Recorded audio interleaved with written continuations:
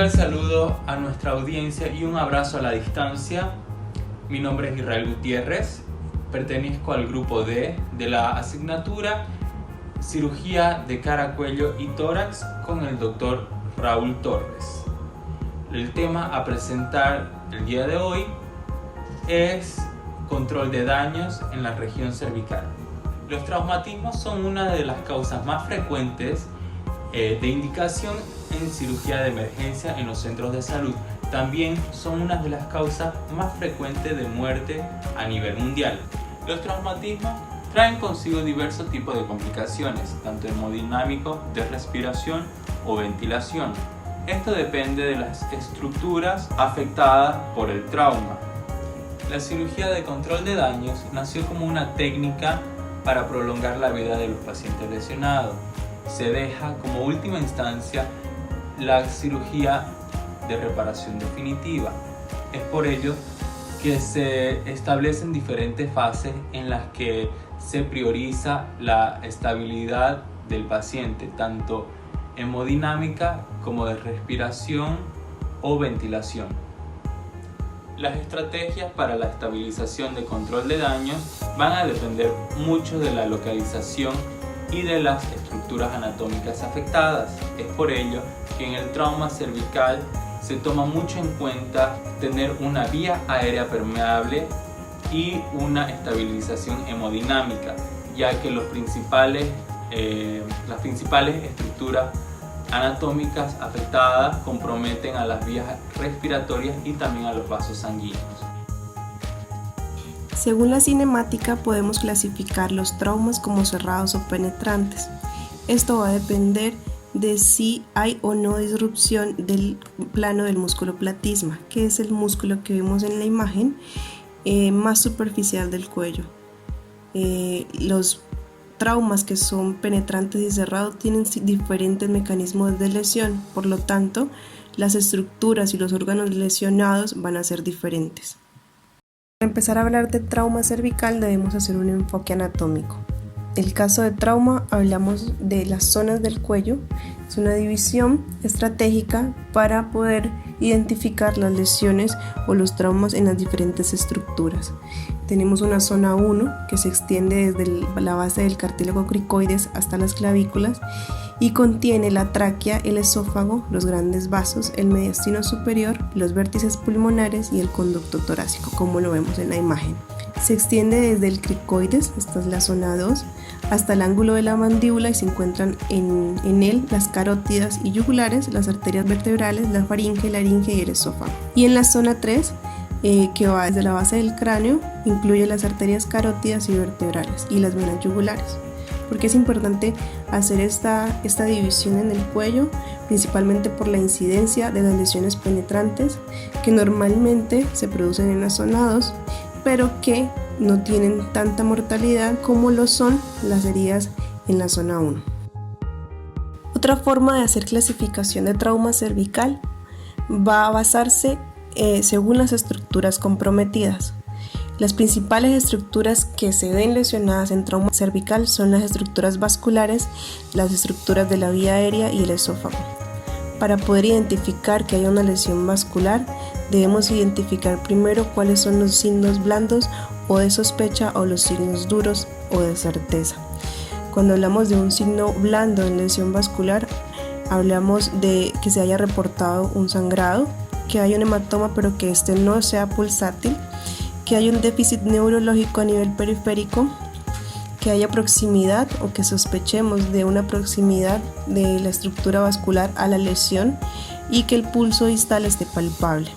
Cuando hablamos de un signo duro o tenemos certeza de una lesión vascular, hablamos de que encontramos o percibimos un hematoma expansible, hemorragia activa pulsátil, un déficit del pulso distal, una palidez y frialdad de la extremidad y encontramos soplos o frémitos.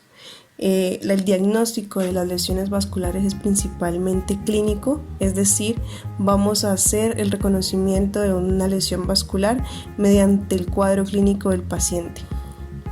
Otro tipo de estructura, que es la lesión que se ve afectada en las lesiones cervicales, son las vías aéreas. Y cuando hablamos de las estructuras de la vía aérea en el cuello, hablamos de faringe, laringe y tráquea principalmente.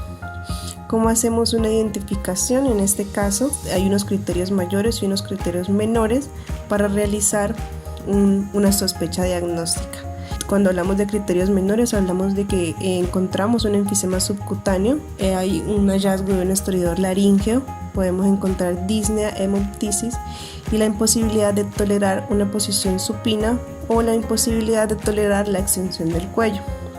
Un criterio menor para hacer sospecha de lesión en la vía aérea es una disfagia, una ronquera y el aumento de la tensión local. Igualmente para los traumas esofágicos, que aunque no son muy comunes, pero de no ser diagnosticados a tiempo, pueden llevar a ser complicaciones graves e incluso puede llevar a la muerte de los pacientes por abscesos o por mediastinitis. Entonces, una de las principales sospechas para reconocer un trauma esofágico es encontrar un vómito constante del paciente, una disfagia o una orinofagia. La cirugía de control de daños surgió inicialmente como una estrategia para traumas abdominales, pero se empezó a aplicar en todas las regiones y las zonas en las que hubiera una indicación para segundos tiempos quirúrgicos. Tiene 3 pilares que son importantes, que son la intervención inicial, que es un procedimiento abreviado, una reanimación intensiva y una reparación definitiva de las lesiones con un cierre de la pared, la que sea que se haya accedido al paciente. ¿Cómo se aplica control de daños en trauma cervical?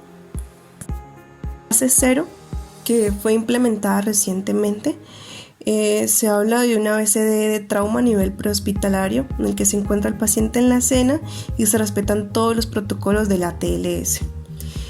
Esta también es aplicada a los servicios de emergencia en los que se puede realizar reanimación con líquidos calientes, se puede hacer la clasificación del grupo sanguíneo para hacer la transfusión en caso de encontrarse con una hemorragia o un choque hipovolémico. Pasamos a la fase 1, exploración inicial o breve, aunque es una de las fases más importantes de toda la cirugía de control de daños. Esta debe durar o establecerse dentro de los primeros 15 minutos.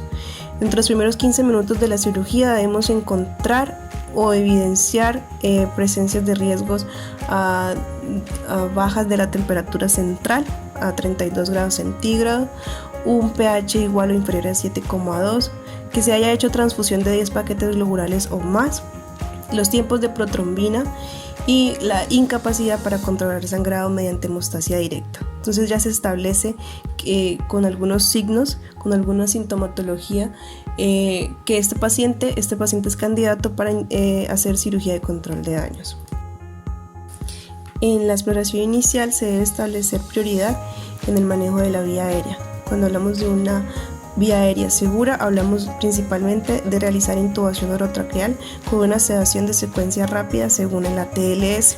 Pero cuando las estructuras están lesionadas, estos daños imposibilitan la intubación orotraqueal, se debe pensar en una vía aérea quirúrgica segura con una cricotiroidotomía, como lo vemos en la imagen. Para realizar el control de la hemorragia, que pertenece también a la fase 1 de exploración inicial, hablamos de packing, cuando manualmente podemos hacer empaquetamiento ubicando el punto de la hemorragia.